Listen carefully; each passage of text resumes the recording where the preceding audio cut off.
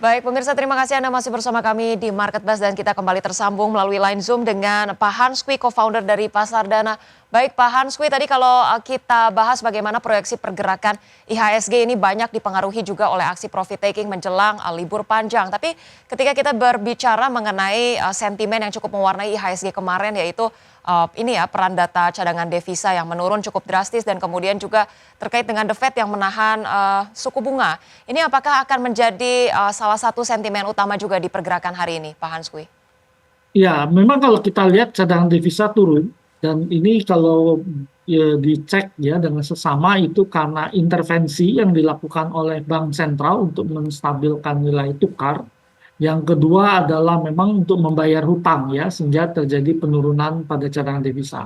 Tetapi pada level ini cadangan devisa Indonesia relatif masih aman ya, karena lebih tinggi daripada kebutuhan import ya, sampai 6 bulan lebih gitu ya, padahal aturan internasional cuma 3 bulanan. Jadi cadangan devisa memang turun, tetapi untuk menstabilkan nilai tukar rupiah kita ya, dan ini memang nampaknya menjadi mandat yang cukup penting ya bagi bank sentral ya, menstabilkan nilai tukar rupiah di tengah memang pasar global yang sedang penuh ketidakpastian karena tarif tinggi dari Donald Trump yang berubah dari waktu ke waktu.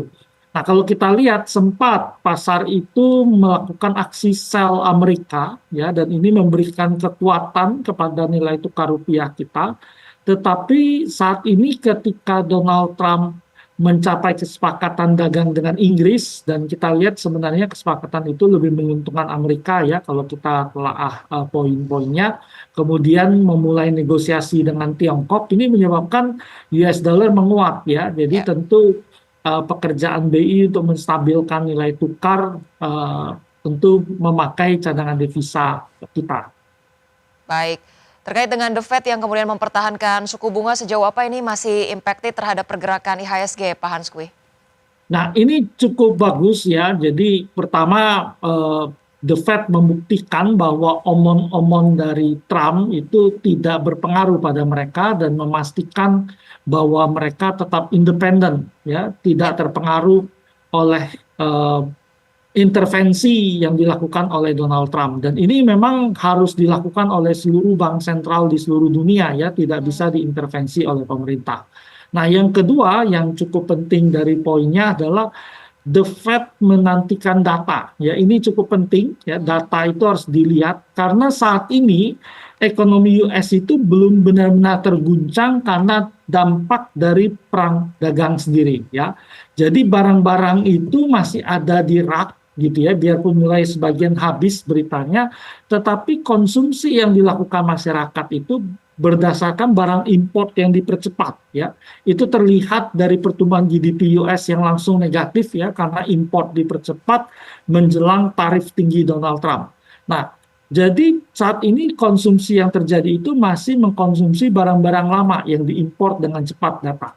Tetapi dalam beberapa bulan ke depan, dampak langsung dari perang dagang itu akan terlihat. Nah, ketika barang-barang menghilang dari rak yang ada, tekanan harga meningkat gitu ya, daya beli Amerika berkurang akibat kenaikan harga tadi, barang langka. Nah, ini akan mengganggu ekonomi. Nah, ini yang dinantikan oleh Federal Reserve untuk membuat kebijakan. Apakah inflasi meningkat, ya. apakah angka pengangguran meningkat di sana ya. Jadi dia baru akan mengambil keputusan sesudah seluruh data terkonfirmasi. Dan ini sebenarnya sudah sesuai ekspektasi pasar dan diperkirakan Federal Reserve itu baru memulai pemotongan bunga itu di bulan Juli. Ya. Ya. Jadi Juli atau September kelihatannya ya baru terjadi pemotongan, menunggu konfirmasi data yang ada.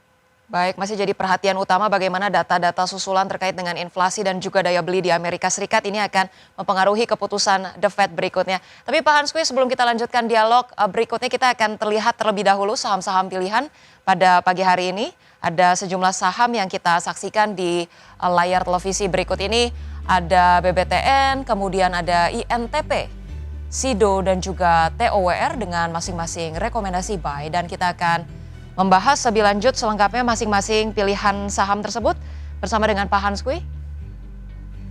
Baik, Siap. Pak Hanskwi, ini kemarin menjadi anomali yang cukup signifikan begitu ya di tengah pelemahan sektor perbankan. Ini BBRI melemah 3%, kemudian BMRI ini juga ikut melemah 3%, BBCA pun melemah 1%. Justru BBTN ini menguat ya kemarin ya 9%. Anda melihat sejauh apa sih BBTN ini akan melanjutkan uptrendnya dan sejauh apa masih menjadi rekomendasi buy di pasar saham?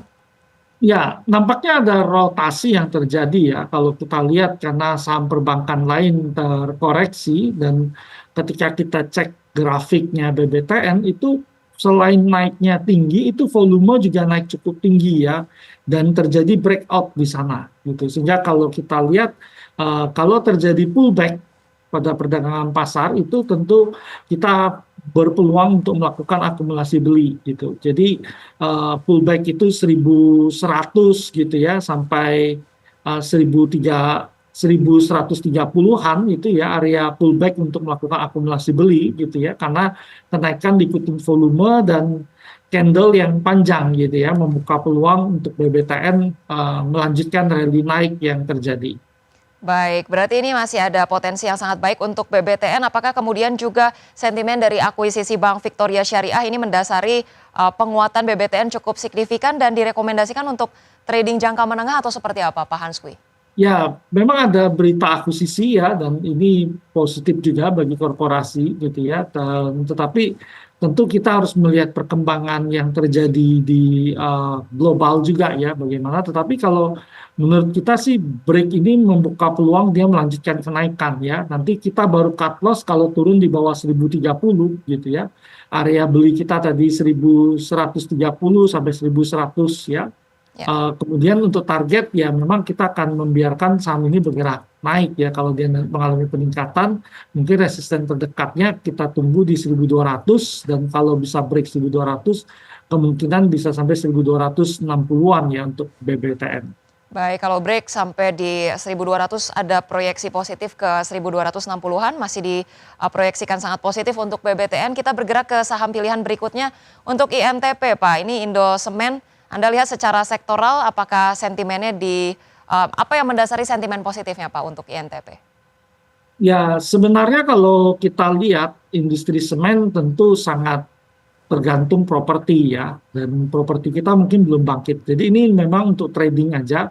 Kalau kami perhatikan perdagangan kemarin dia berusaha naik tetapi tertekan turun lagi tetapi volume meningkat ya. Jadi ini kelihatannya kami lebih memilih untuk spekulatif beli gitu ya. Area-areanya dari 5.050 sampai dengan level 5.150 ya area untuk beli INTP gitu ya.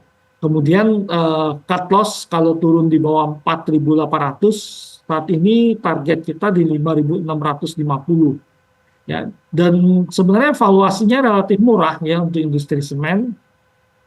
Tetapi memang momentum kenaikan semen ini masih menunggu ya, terutama kalau nanti properti benar-benar booming ya. Jadi ini untuk trading di jangka pendek dulu. Baik, INTP direkomendasikan untuk spekulatif buy di trading jangka pendek. Kita beralih ke saham Sido, ini di support 515 dan resistance di 600. Rekomendasinya seperti apa, Pak Hanskwi? Ya, Sido ini sebenarnya dalam periode yang sideways ya, kalau kita lihat secara teknikal. Kemudian beberapa waktu lalu itu di awal-awal Mei itu tertekan turun cukup dalam. Tetapi kemudian candlenya ini mengecil dan terlihat sideways ya. Jadi ini kita merekomendasikan lebih arahnya spekulatif buy ya. 53, 530, 540 area untuk spekulatif buy kita. Kemudian cut loss di bawah 510 ya. Target kita di 600 ya. Jadi dia masih dalam pergerakan sideways, tekanan turunnya berkurang ya, candle mengecil dengan volume yang relatif lebih kecil. Baik, pergerakannya masih sideways untuk Sido direkomendasikan spekulatif buy dalam pergerakan sideways-nya. Kita ke TOWR, Pak Hanskwi, proyeksinya seperti apa? Ya, tower sebenarnya kalau kita lihat dalam tren yang naik gitu ya, jadi kita berpikir mungkin dia akan melanjutkan kenaikan. Nah, area beli dari 575 sampai dengan level 600 ya area beli kita. Nah, cut loss kalau turun di bawah 550 ya. Sementara memang kita menantikan pergerakan harga sahamnya ini di level 650-an ya, sampai dengan level atas di 700 untuk tower. Baik, untuk tower direkomendasikan trading jangka pendek atau menengah Pak Hanskwi? Ya ini juga dalam jangka menengah ya, kalau kita lihat karena trennya udah mulai bergerak naik ke atas. Baik, Pak Hanskwi, kita akan terlebih dahulu melihat bagaimana pergerakan IHSG pada pembukaan perdagangan hari ini. Sebelum mungkin ada pertanyaan satu terakhir, kita akan lihat bersama-sama terlebih dahulu pergerakan IHSG sejauh ini. Pagi ini sudah menguat 0,68% atau menguat 46 poin ya ke 6.874.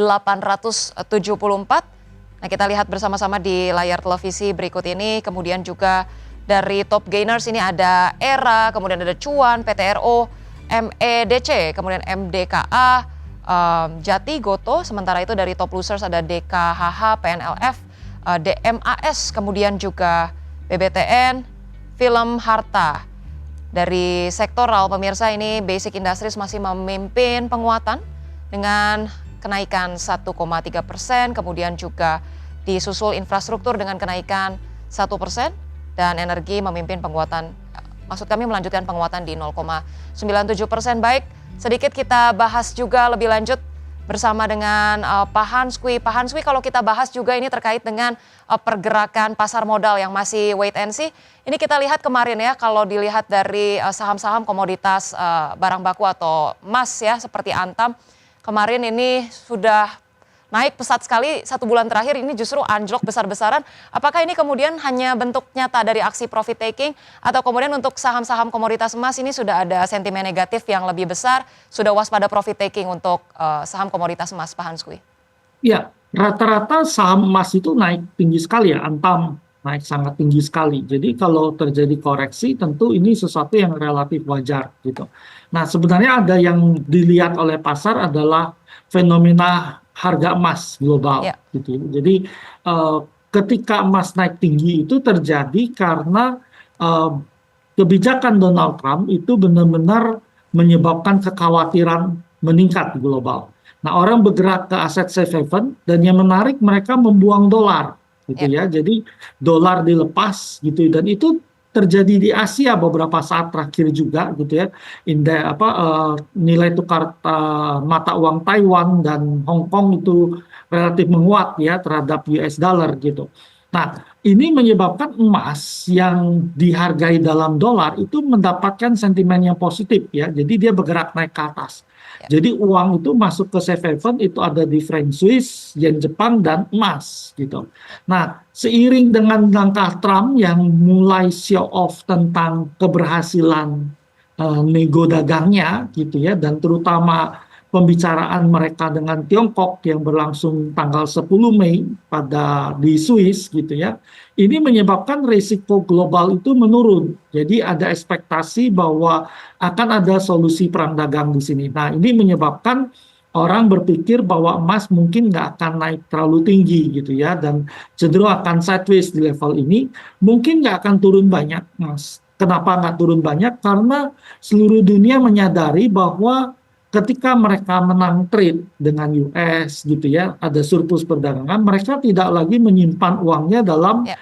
US dollar ya, cadangan devisanya, tetapi mengalihkannya untuk membeli emas gitu. Sehingga dalam jangka panjang emas akan cukup termaintain, tetapi di jangka pendek karena turunnya risiko perang dagang dari Donald Trump ini menyebabkan emas itu sulit bergerak naik terlalu tinggi. Nah, ini yang Baik, menyebabkan terjadi aksi profit taking pada saham-saham emas ya, baik. terutama Antam ya Ya. salah satunya. Iya, baik Pak Hanskwi, ini menarik sekali insight-nya bagaimana kemudian mengikuti prospek ataupun dinamika global yang ada. Trump masih menunjukkan tanda-tanda positif terkait dengan negosiasi dan terkait dengan saham-saham komoditas emas ini masih menjadi perhatian, masih wait and see karena akan ada penurunan secara terbatas mungkin di tengah penantian yang ada. Baik, terima kasih Pak Hanskwi sudah bergabung bersama kami. Pak Hanskwi selaku co-founder Pasar Dana. Ini kami harapkan sehat selalu dan selamat melanjutkan aktivitas Anda. Sampai jumpa kembali Pak Hanskwi. Ya, terima kasih Bu, selamat pagi.